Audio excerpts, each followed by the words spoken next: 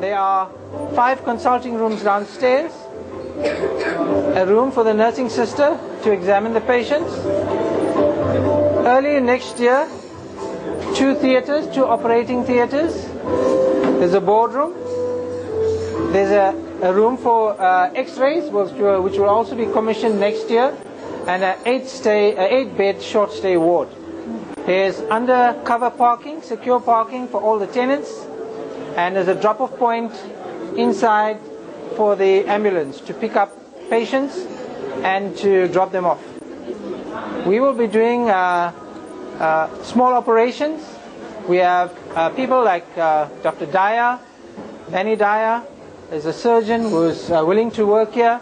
We had a call from Dr. Bernardi, who was an ophthalmologist, just the other day, who said that he would also like to set up rooms here and use the place. So I think as people start to come here, you'll find that we will actually manage to deliver more services, perhaps give certain of the rooms to specialists on a sessional basis so that they can provide the services within the community. So how do we plan to run the healthcare services? The key in terms of delivery of the healthcare services is a wellness approach. Over the last 2 years, we've developed a protocol in terms of how we receive patients and examine them, and screen them for chronic disease, hypertension, diabetes, irrespective of whether they are on medical aid, whether they are private patients or not. Irrespective of whether they come for flu, you will find your height checked, your body mass index, all of those things are done and recorded on a special data sheet.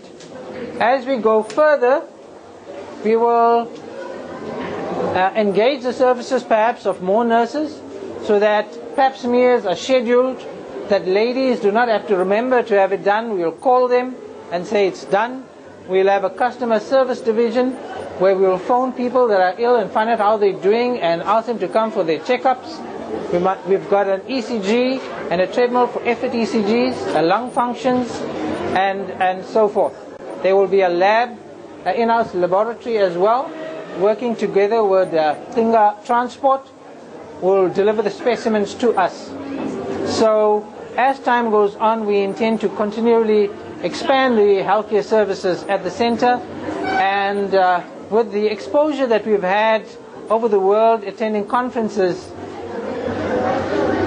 you can be assured that the service that we intend to deliver here will be of a world-class standard.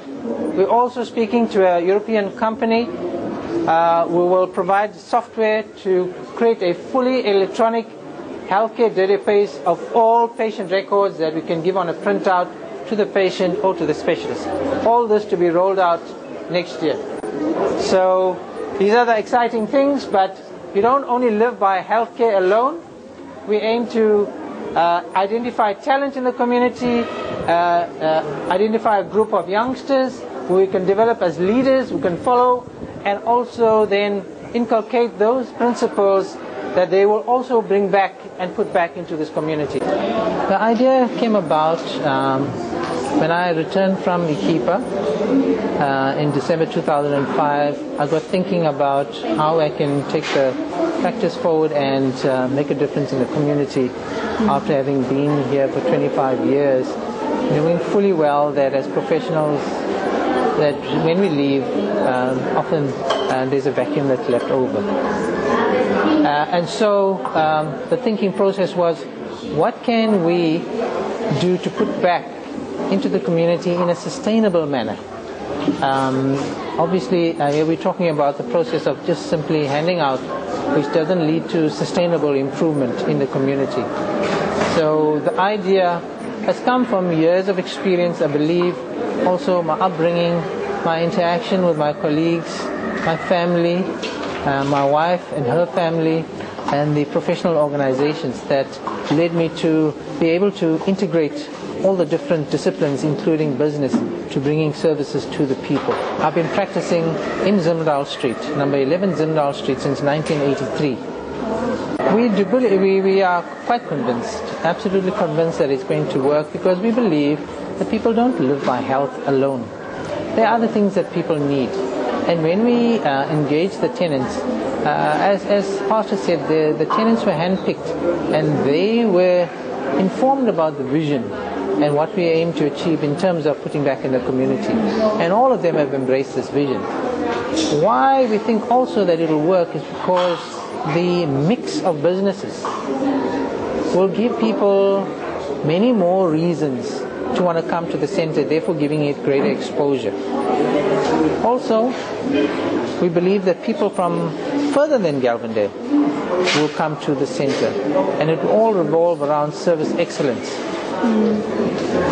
Also, the reason why we believe it'll work is because you have all the services under one roof, so that people do not have to travel far, incurring the expense, which is actually mounting up more and more to travel to other places. I've been informed, and I believe that I may disclose this, that they've specially negotiated with the franchisors in America to have a lower rate, because we understand that the curbs rate is set by the franchisors. But for this particular outlet, a special rate has been negotiated. Some of the tenants are ready to start on Monday. The others will start perhaps a week later, and the reason for that is because we actually didn't have power supply for the critical last 7 days and a few days before that as well, which significantly slowed down the process. They are around about the 7th of December we'll be fully operational. Most of the staff are employed from the community.